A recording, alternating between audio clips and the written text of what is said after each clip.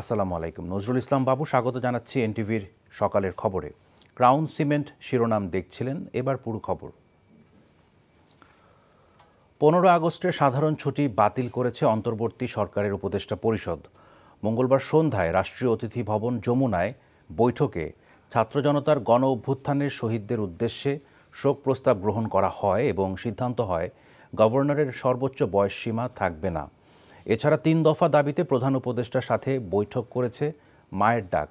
আর 8 দফা দাবি নিয়ে ডক্টর ইউনূসের সাথে দেখা করেছেন হিন্দু বৌদ্ধ খ্রিস্টান ঐক্য পরিষদের নেতারা। আরও জানাচ্ছেন মুকসিমুল হাসান। অন্তর্বর্তীকালীন সরকারের প্রধান উপদেষ্টা ডক্টর মোহাম্মদ ইউনূসের সভাপতিত্বে উপদেষ্টা পরিষদের সভায় উপস্থিত ছিলেন বিভিন্ন মন্ত্রণালয়ের উপদেষ্টারা। প্রায় 3 ঘণ্টারও বেশি সময়ের বৈঠকে ছাত্র জনতার গণ অভ্যুত্থানে আত্ম উৎসর্গকারী শহীদদের উদ্দেশ্যে শোক প্রস্তাব গৃহীত হয়। সভায় বাংলাদেশ ব্যাংকের গভর্নর সহ আর্থিক খাতে নিয়োগের জন্য 67 বছর বয়সসীমার বিধানটি বিলুপ্ত করার সিদ্ধান্ত হয়। উপদেষ্টা পরিষদের সাথে রাজনৈতিক দলগুলোর সংলাপে ব্যাপক ঐক্যমতের ভিত্তিতে জাতীয় শোক দিবস উপলক্ষে ঘোষিত 15 আগস্টের সাধারণ ছুটি বাতিলের বিষয়টি উপদেষ্টা পরিষদে অনুমোদন দেওয়া হয়। ছাত্র জনতার সাম্প্রতিক গণ অভ্যুত্থানে আহতদের চিকিৎসা এবং শহীদ পরিবারকে সহায়তা দিতে স্বাস্থ্যসেবা বিভাগের উদ্যোগে বৈষম্য বিরোধী ছাত্র আন্দোলনের প্রতিনিধি, অর্থ বিভাগ সহ সংশ্লিষ্ট মন্ত্রণালয়ের সমন্বয়ে একটি কমিটি গঠনের সিদ্ধান্ত হয়। যে কমিটি ছাত্র জনতার সাম্প্রতিক গণ অভ্যুত্থানে আহতদের চিকিৎসা এবং শহীদ পরিবারকে সহায়তা প্রদানের উদ্দেশ্যে একটি নীতিমালা প্রণয়ন করবে। পরে রাষ্ট্রীয় অতিথি ভবন যমুনায় প্রধান উপদেষ্টা ডক্টর মোহাম্মদ ইউনূসের সাথে দেখা করেন। গত 15 বছরে গুম হওয়া ব্যক্তিদের ফিরিয়ে দেওয়ার দাবিতে স্বজনদের সংগঠন মায়ের ডাকের 7 সদস্যের প্রতিনিধি দল। এ সময় তারা 3 দফা দাবি জানান। যারা এই অপরাধ করেছে জিয়াউল হাসানের মতো তাদেরকে অ্যারেস্ট করা হোক 24 আওয়ার্সের মধ্যে, তাদেরকে জিজ্ঞাসাবাদ করে গুমের ঘটনাগুলোর সত্যটা আমাদের পরিবারের কাছে অফিসিয়ালি দেওয়া হোক এবং প্রত্যেকটা আয়নাঘরের মতো যে গুম করা হয়েছে বন্দি তাদেরকে মুক্ত করে দেওয়া হোক, স্বজনদের কাছে যেন তাদেরকে ফিরিয়ে দেওয়া হয় এবং প্রত্যেকটা কেসকে প্রত্যেকটা ঘটনার যেন বিচারের আওতায় আনা হয়। এর আগে প্রধান উপদেষ্টার সাথে বৈঠক করেন হিন্দু বৌদ্ধ খ্রিস্টান ঐক্য পরিষদের নেতৃবৃন্দ এবং সংখ্যালঘু অধিকার আন্দোলনের সাধারণ শিক্ষার্থী প্রতিনিধিরা। Muksimul Hasan, NTV news, Dhaka. এর আগে মঙ্গলবার সকালে রাজধানীর ঢাকেশ্বরী মন্দিরে হিন্দু সম্প্রদায়ের নেতাদের সাথে মতবিনিময় করেন অন্তর্বর্তীকালীন সরকারের প্রধান উপদেষ্টা ডক্টর মোহাম্মদ ইউনূস। সেখানে সব ভেদাভেদ ভুলে একতাবদ্ধ হয়ে দেশে আইনের শাসন প্রতিষ্ঠার লক্ষ্যে হিন্দু সম্প্রদায়ের সহযোগিতা চান তিনি। শুধু ধর্ম পরিচয়ে কেউ যেন কোনো পকেটে ঢুকে না যান, সেই আহ্বানও জানান ডক্টর ইউনূস। নজরানা চৌধুরীর রিপোর্ট। অন্তর্বর্তীকালীন সরকারের প্রধান উপদেষ্টা প্রফেসর ডক্টর মোহাম্মদ ইউনূস যখন মঙ্গলবার দুপুরে ঢাকেশ্বরী মন্দিরে এসে পৌঁছান, তখন হিন্দু রীতি অনুযায়ী শঙ্খধ্বনি ও ঢাকের বাদ্যের তালে তাকে স্বাগত জানানো হয়।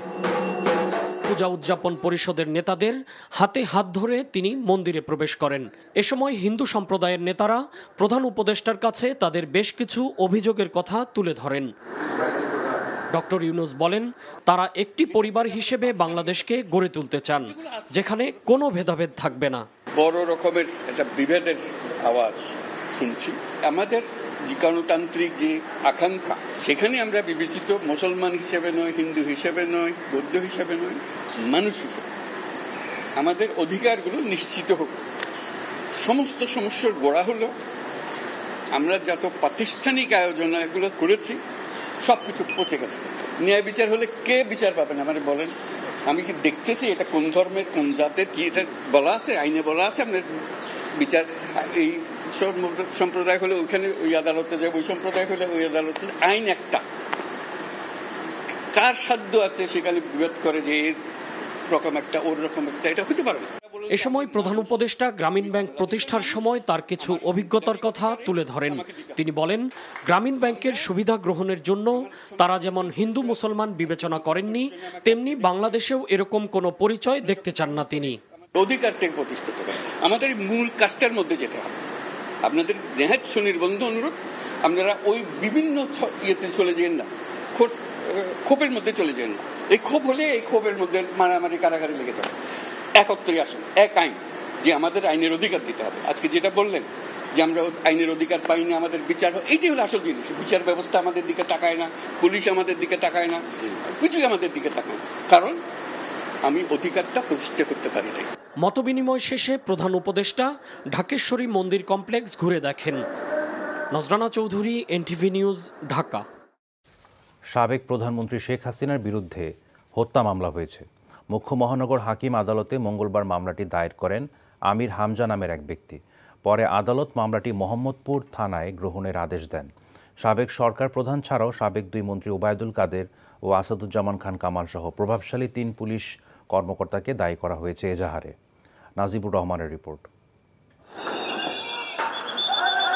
কোটা আন্দোলনকে ঘিরে সৃষ্ট সহিংসতায় 19 জুলাই মোহাম্মদপুরে পুলিশের গুলিতে আবু সায়েদ নামের এক মুদি দোকানি মারা যান। এই ঘটনায় অভিযোগ এনে সদ্য বিদায়ী প্রধানমন্ত্রী শেখ হাসিনার বিরুদ্ধে মামলা হয়েছে। মামলায় আরও নাম আছে স্বরাষ্ট্রমন্ত্রী আসাদুজ্জামান খান কামাল, আওয়ামী লীগ সাধারণ সম্পাদক ওবায়দুল কাদের, পুলিশের সাবেক মহাপরিদর্শক আবদুল্লাহ আল মামুন, ডিএমপি কমিশনার হাবিবুর রহমান, যুগ্ম কমিশনার বিপ্লব কুমার সরকার ও গোয়েন্দা পুলিশের সাবেক কর্মকর্তা হারুনুর রশিদের। মামলার বাদী বলছেন, শেখ হাসিনা সহ পুলিশের ঊর্ধ্বতন কর্মকর্তাদের নির্দেশেই হয়েছে এমন হত্যাকাণ্ড। অবশেষে বিবেকের তাড়নায় আর থাকতে না পেরে আজকে এসে খুনি হাসিনার এগেনস্টে হত্যা মামলার জন্য আবেদন করেছি। কোর্টে এই আবেদনের রেজাল্ট এখনো পেন্ডিং আছে। আমি শুরু করলাম, অনেকেই হয়তো ভয় পাচ্ছে, শেখ হাসিনার বিরুদ্ধে মামলা করতে চায় না। আমি আমার সাহস নিয়ে থাকবো, এরপরে যা হয় ফয়সালা তো আল্লাহর পক্ষ থেকে আসে, যা হয় এটা হবে। আমি এই মামলা শেষ পর্যন্ত লড়বো ইনশাল্লাহ। বাদীর জবানবন্দি গ্রহণ করে মামলাটি মোহাম্মদপুর থানায় গ্রহণের আদেশ দেয় বিচারক রাজেশ চৌধুরী। আমরা যে মামলায় আসামি করেছি তারা বিভিন্ন গণমাধ্যমে আপনারা দেখেছেন, ওনারা সরাসরি নির্দেশ দিয়েছেন ছাত্র এবং জনতাকে গুলি করার জন্য। আমরা এই আসামিদের বিরুদ্ধে আইন আমলে নিয়ে মামলার একটি এফআইআর দেওয়ার জন্য আমরা বিজ্ঞ আদালতের নিকট আমরা নিবেদন জানিয়েছি। বিজ্ঞ আদালত মামলাটি এফআইআর হিসেবে গ্রহণ করার জন্য সংশ্লিষ্ট মোহাম্মদপুর থানাকে নির্দেশ দিয়েছেন। 5 আগস্ট সাবেক প্রধানমন্ত্রী শেখ হাসিনা দায়িত্ব থেকে পদত্যাগ করার পর এই প্রথম তার বিরুদ্ধে কোনো মামলা দায়ের হলো। Najibur Rahman, NTV news, Dhaka.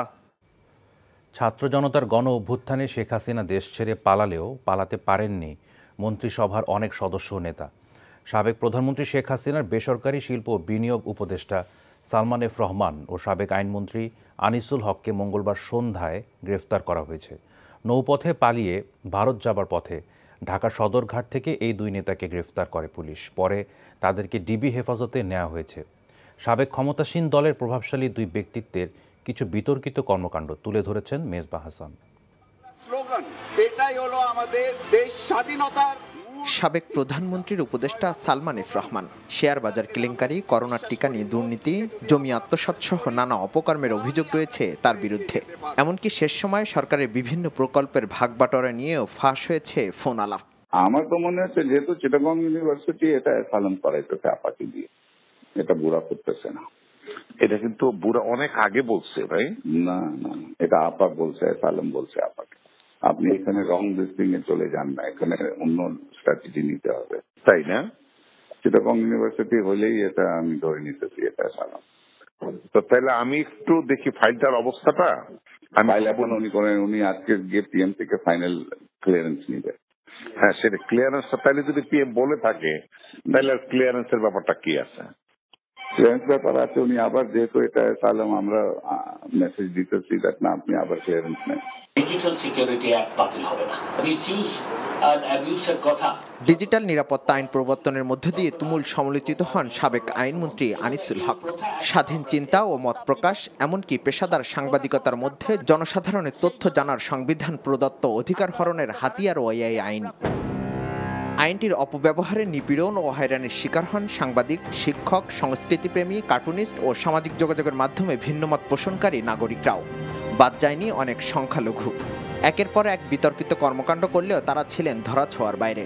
এমনকি কোটা সংস্কার নিয়ে আন্দোলনের নামে স্বাধীনতা বিরোধী ষড়যন্ত্র লিপ্ত বলে অভিযোগ করেছিলেন সাবেক এই আইনমন্ত্রী আনিসুল হক।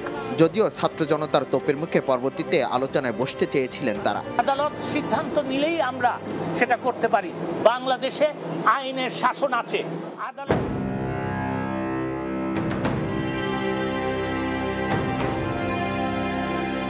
অবশেষে শিক্ষার্থীদের হত্যা মামলায় গ্রেপ্তার করা হয় তাদেরকে। Misbah Hasan, NTV news, Dhaka. এদিকে সাবেক স্বরাষ্ট্রমন্ত্রী আসাদুজ্জামান খান কামাল অবস্থান করছেন এমন তথ্যের ভিত্তিতে পুরান ঢাকার গ্যান্ডারিয়ায় একটি বাড়িতে অভিযান চালায় সেনাবাহিনী, তবে সেখানে কাউকে পাওয়া যায়নি। এলাকাবাসী জানায় গ্যান্ডারিয়ার সতীশ সরকার রোডের একটি বাড়িতে সাবেক স্বরাষ্ট্রমন্ত্রী অবস্থান করছেন এমন তথ্য ছড়িয়ে পড়ে। মঙ্গলবার রাত 12:30 থেকে বাড়িটি ঘিরে রাখে স্থানীয় জনতা। খবর পেয়ে 2:30টার দিকে সেনাবাহিনী সদস্যরা গিয়ে বাড়ির ভেতরে প্রবেশ করেন। এলাকাবাসীর সহায়তায় তারা বাড়ির ভেতর অভিযান চালায়, তবে সেখানে স্বরাষ্ট্রমন্ত্রীকে পাওয়া যায়নি। ভোর 4:15টার দিকে অভিযান সমাপ্ত করে সেনা সদস্য ঘটনাস্থল ত্যাগ করে। 8 থেকে 10 জন হচ্ছে গিয়ে সবকিছু চেক করে দেখছি, এখানে সন্দেহজনক কিছুই নাই এবং কোনো ব্যক্তিকে পাওয়া যায় নাই এবং আমাদেরকে সার্বিকভাবে সহযোগিতা করছে। বিল্ডিং এর প্রত্যেকটা মানুষ আমাদেরকে সহযোগিতা করছে। সেনা প্রধান জেনারেল ওয়াকারুজ্জামান বলেছেন, পুলিশ কিছু ট্রমার মধ্যে আছে। এই ট্রমা কাটিয়ে তারা সম্পূর্ণরূপে স্বাভাবিক দায়িত্ব পালন শুরু করলে এবং পরিস্থিতি স্বাভাবিক হলে সেনা সদস্যরা সেনানিবাসে ফিরে যাবে। মঙ্গলবার দুপুরে রাজশাহী সেনানিবাসে বিভিন্ন আইনশৃঙ্খলা বাহিনী এবং প্রশাসনের সাথে বৈঠক শেষে তিনি কথা বলেন। সরকারের সাবেক মন্ত্রী পর্যায়ের কেউ সেনাবাহিনীর আশ্রয়ে আছে কি না সাংবাদিকদের এমন প্রশ্নের জবাবে সেনাপ্রধান বলেন, কারো জীবন বিপন্ন হওয়ার শঙ্কা থাকলে তাদের আশ্রয় দেওয়া হয়েছে, তবে তাদের কারো বিরুদ্ধে যদি অভিযোগ থাকে, মামলা হয়, অবশ্যই তারা শাস্তির আওতায় যাবে। সেনাপ্রধান বলেন, সরকার কিছু সংস্কার করতে চাচ্ছে এবং একটা স্বচ্ছ গ্রহণযোগ্য নির্বাচন করতে চাচ্ছে। তার জন্য সরকারকে সব ধরনের সহায়তা সেনাবাহিনী করবে।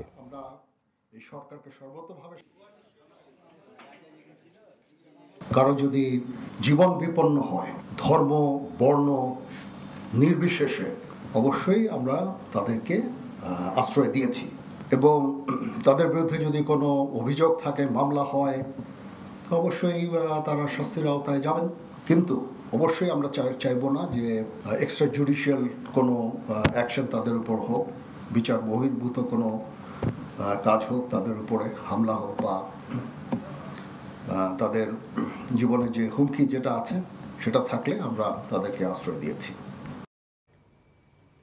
দেশকে অস্থিতিশীল করতে ভারতে বসে স্বৈরাচার শেখ হাসিনা চক্রান্ত করছেন বলে অভিযোগ করেছেন বিএনপির মহাসচিব মির্জা ফখরুল ইসলাম আলমগীর। বলেছেন, নৈরাজ্য তৈরি করতে টাকা ছড়াচ্ছে আওয়ামী লীগ। রাস্তায় নামার মুখ নেই, তাই আওয়ামী লীগ হিন্দুদের ঢাল হিসেবে ব্যবহার করছে বলেও মন্তব্য করেন তিনি। মঙ্গলবার ঠাকুরগাঁওয়ে ঐক্য ও সম্প্রতি সমাবেশে এসব বলেন মির্জা ফখরুল। ঠাকুরগাঁওয়ের লুৎফুর রহমান মিঠুকে সাথে নিয়ে ইমরুল হাসানের রিপোর্ট, ছবি তুলেছেন রিপন মৃধা। 16 বছরের নির্যাতন নিপীড়নে পিষ্ট বিএনপি নেতাকর্মীদের ডর ভয়হীন সরব উপস্থিতি, মিছিলে স্লোগানে স্বৈরাচার শেখ হাসিনার পতনের উল্লাস।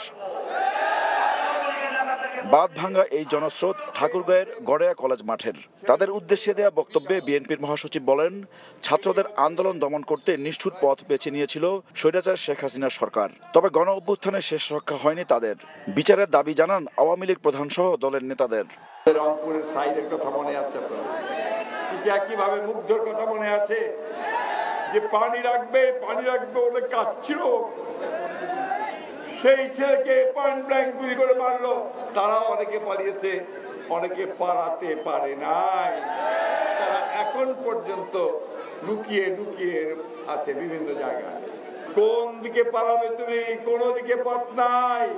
বিএনপির মহাসচিব বলেন, দেশ থেকে পালিয়ে গেলেও ষড়যন্ত্র বন্ধ হয়নি স্বৈরাচার শেখ হাসিনার। পালিয়ে যেতে হয়েছে এবং দেশ ছেড়ে পালাতে হয়েছে। এখন গিয়ে আশ্রয় নিয়েছেন কোথায়? ওই ভারতের দিল্লিতে। ওখান থেকে এখন শুরু করেছেন নতুন এক চক্রান্ত। রাজনৈতিক পালাবদলের সময় কিছু সহিংসতা হয় উল্লেখ করে মির্জা ফখরুল বলেন, সেটাকে ভিন্নভাবে উপস্থাপন করা হচ্ছে হীন স্বার্থে। আমাদের হিন্দু ভাইদেরকে ঢাল হিসেবে আগে বাড়ায় দিতে চায়, এটাই হচ্ছে তাদের একটা কৌশল, খেলা, অপচেষ্টা। যখনই তারা হারতে থাকবে যখনই আপনার জনগণ তাদের কাছ থেকে মুখ ঘুরে নেবে, নির্বাচনে হেরে যাবে, আন্দোলনে হেরে যাবে, তখন তারা বলবে যে হিন্দু ভাইদের উপর অত্যাচার হচ্ছে, নির্যাতন হচ্ছে। যে কোনো ষড়যন্ত্র রুখে দিতে নেতাকর্মীদের প্রতি আহ্বান জানান বিএনপির মহাসচিব। আমার বুকের রক্ত যাবে, তারপরে আপনাদের আঘাত আসবে। আমি সব গণ অভ্যুত্থানের মুখে স্বৈরাচার শেখ হাসিনা পালিয়ে যাবার পর ঢাকার বাইরে প্রথম কর্মসূচি বিএনপির মহাসচিব মির্জা ফখরুল ইসলাম আলমগীরের। রাজনৈতিক পট পরিবর্তনে একদিকে উচ্ছ্বাস থাকলেও নেতাকর্মীদের দায়িত্ববোধের কথাও স্মরণ করিয়ে দিলেন তিনি। আহ্বান জানালেন দেশের স্থিতিশীলতা রক্ষায় অন্তর্বর্তী সরকারকে সহযোগিতা করার। রুহিয়ায় আরও একটি ঐক্য ও সম্প্রীতির সমাবেশে বক্তব্য রাখেন মির্জা ফখরুল। সেখানেও ঢল নামে হাজারো জনতার। সুন্দর কথা বলেছে, বলেছে যে বাংলাদেশে যদি অস্থিরতার সৃষ্টি হয় সেটা ভারতের জন্য ভালো হবে না, সুতরাং বাংলাদেশকে বেশি ক্ষতি করেন না। এই দেশের মানুষ একবার যখন জেগে ওঠে সে বাঘের মতো করছে। Imrul Hasan, NTV news, Thakurgaon. এদিকে ছাত্র জনতার উপর শেখ হাসিনার স্বৈরাচারী সরকারের গণহত্যার নিরপেক্ষ গ্রহণযোগ্য আন্তর্জাতিক মানের তদন্ত করতে জাতিসংঘে বরাবর আবেদন জানিয়েছে বিএনপি। ঢাকায় নিযুক্ত জাতিসংঘের আবাসিক প্রতিনিধি গুয়েন লুইসের কাছে মঙ্গলবার দেশের মানবাধিকার নিয়ে একটি রিপোর্ট তুলে ধরে দলটি। এই যে গণহত্যা হয়েছে একটি সরকারের পৃষ্ঠপোষকতায়, সরাসরি পৃষ্ঠপোষকতায়, সারা বিশ্বের কাছে বাংলাদেশে যে ঘটনাটা ঘটেছে এটা সারা বিশ্বের কাছে ঘৃণিত হয়েছে এবং সারা বিশ্বে এটার প্রতিবাদ করেছে। সুতরাং আমরা মনে করি এই জন্য আন্তর্জাতিক মানের একটি স্বচ্ছ নিরপেক্ষ তদন্তের মাধ্যমে জাতিকে কলঙ্কমুক্ত করতে হবে। বাংলাদেশ ব্যাংকের ১৩তম গভর্নর হিসেবে নিয়োগ পেয়েছেন বেসরকারি গবেষণা প্রতিষ্ঠান পলিসি রিসার্চ ইনস্টিটিউটের নির্বাহী পরিচালক ডক্টর আহসান এইচ মনসুর।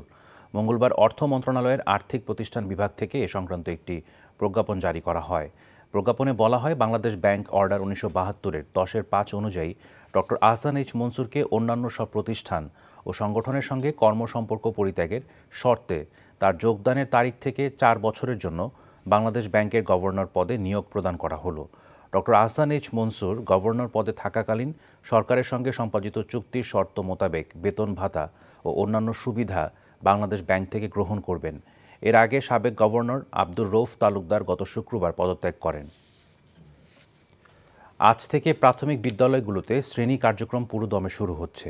মঙ্গলবার প্রাথমিক ও গণশিক্ষা মন্ত্রণালয় থেকে এ সংক্রান্ত নির্দেশনা দেওয়া হয়। মন্ত্রণালয় থেকে চিঠিতে দেশের সব জেলা উপজেলা পর্যায়ের কর্মকর্তাদের প্রাথমিক বিদ্যালয় খোলার প্রয়োজনীয় নির্দেশনা দেওয়া হয়। এতে বলা হয়, প্রাথমিক ও গণশিক্ষা মন্ত্রণালয়ের আওতাধীন প্রাথমিক পর্যায়ের শিক্ষা প্রতিষ্ঠানগুলোর শ্রেণী কার্যক্রম পুরোদমে চালু হবে। কোটা সংস্কার ঘিরে গড়ে ওঠা আন্দোলনের পরিপ্রেক্ষিতে গত 17 জুলাই থেকে দেশের সব শিক্ষা প্রতিষ্ঠান বন্ধ ঘোষণা করা হয়।